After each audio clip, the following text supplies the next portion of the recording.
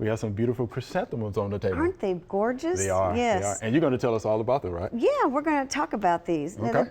Chrysanthemums or mums, garden mums, those are the perennial type of chrysanthemums. And there are some annual type of chrysanthemums, but usually you find those in a florist shop because they're considered florist mums. Oh, okay. They're very decorative and they will not survive outside. Got it. Okay. The perennial mums will live outside all year long. You've got to have the right conditions though, because they are really particular about their soil and their root systems. But these will bloom up to 4 to 6 weeks depending on the weather. So you get a really long period of bloom with these mums in the fall. And and then you say, oh, I like this yellow one, but it's fading, and I would like to go get another yellow one, and there is another yellow one at the store, and you're like, okay, I'll get that one.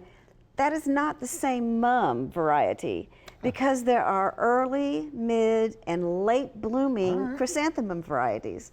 So you can find the same colors, you know, in all of those. And so you can always have, like, I just like yellow mums. So I want yellow mums until through Thanksgiving. Well, you can probably find one because there are early, mid, and late blooming ones.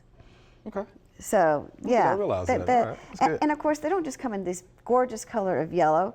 You know, there's bronzes, there's reds, there's lavenders, there's whites, in all different combinations of those. So very colorful variety of chrysanthemums. Now let's talk a little bit. We've got these gorgeous mums here. How do you pick a mum? Yeah. And you know, you see that there's from really blooming to somewhat blooming to barely blooming. And this is what I would do. If I'm having a party, you know, this weekend or tonight, I would get the mum that is in full bloom because you know it's going to be in full bloom in a few days. Right. All right, so maybe, well, I want to get one and I don't want to worry about it, so I'm going to get it a week ahead of time or so. Well, then you could pick this other one in the middle that's more open but yet still closed. And it'll get opened up by the time your party shows up. Now this one here is, you know, you got almost a full 4 to 6 weeks with this one because it's just barely opened up. So, you know, it just depends on what you've got going on and what you're buying the mum for. And you can find all of these kinds. In fact, you can find some mums that don't have any blooms on them at all. They're all tight, and you got to really trust the label when it tells you what color those are because there's no color showing. Wow. Okay. But you can, I mean, it'll last the longest in the landscape because it hasn't started blooming. So you got a full 6 weeks. Out of that. So you have time to plan your party, right? Yeah, you do. Got it. You've got it. Yeah, like it. It's true. Now, mums have this beautiful round shape, and they don't just, they somewhat grow like this, but they get this rounded shape because they have been trimmed. And usually sometime in the spring and another time in the summer, but you have to fit, you usually cut them about, they get cut about 2 times, but it has to be before July 4th. July 4th is the deadline. Because if you prune them after July 4th, you're really cutting off blooms, and they need enough time to initiate blooms for it to bloom in the fall. Got it. Okay. So you have to. July 4th is a, you know, don't trim mums after July 4th. Okay. So and that'll give you the shape and it'll give you this full head of blooms on these mums. So how would you trim them? You can do it several ways. I like to take actually head shears and just trim them.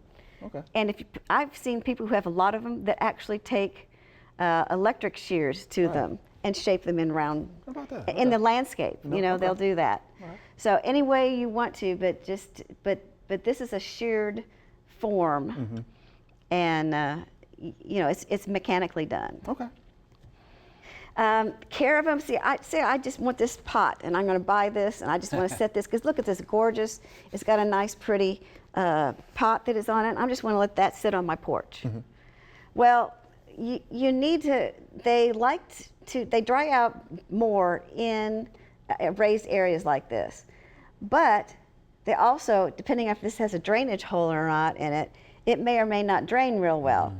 But if you want to see if it needs water, this is the best instrument that I know of, your fingers. Finger, and right? you simply go into the pot and say, well, that's nice and moist. I think the pot that said it's fine, it doesn't need water right now.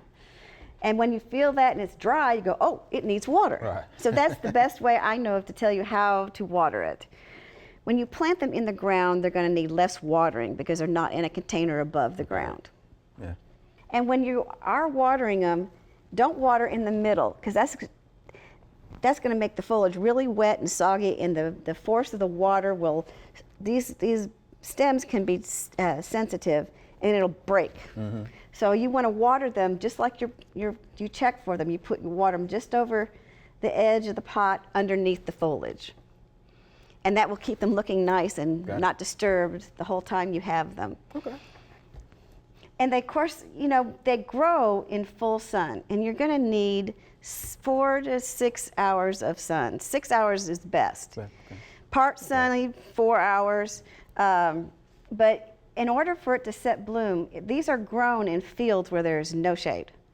So the more sun it gets, the more full and bigger blooms that you'll have. And that's true when you're going to plant it in the landscape, and you want it to be a perennial and you want it to bloom next year. You want to put it in a sunny place with well-drained soil. Yeah. Again, that is the #1 cause of mums not living in a landscape that are perennial, and it's the roots. They get root rot. Oh, okay. And our soils around here are really tight. And they don't always drain well. And I'm afraid that the winter is our wet season, and so they just simply rot in the ground. And that's usually the #1 cause of death of mums. And I have had better luck with keeping mums in a container. I've had one for 5 years now that keeps coming back every summer and blooms, but it's in a container. It's well drained. Right. So that's the key to chrysanthemums as perennials is well drained soil. Okay. It's good to know. All right. Diseases and pests. Chrysanthemums really don't have too many pests and diseases because they actually make an insecticide out of chrysanthemums called a pyrethrin. Which is neat. Yeah. So, so there's not a whole lot that bothers these. The disease that it has the problem with is root rot because from overwatering. Right. That is the #1 disease problem they have. The only other bug problem I've ever had when I grew mums all the time was spittlebug. Ah, okay. And I did not know what it was, but it's a little tiny bug that forms this little casing around it that looks like somebody has spit on the foliage. That's why it's called spittlebug. Yeah. But chrysanthemums are a staple of fall. They're gorgeous. They have wonderful colors. They put a lot of color in the landscape. Because just think, fall colors, leaves are changing, everything's going from green to something else, and this is a nice bright spot of color in your landscape. And it just makes you happy and smile when you see all these bright colors of these mums in front of people's houses and in businesses and stuff. It looks nice. I love to see them in the fall as well. Thank you. We can tell you like those moms. Huh? I love my mums. Thank you much, Joellen. I appreciate that.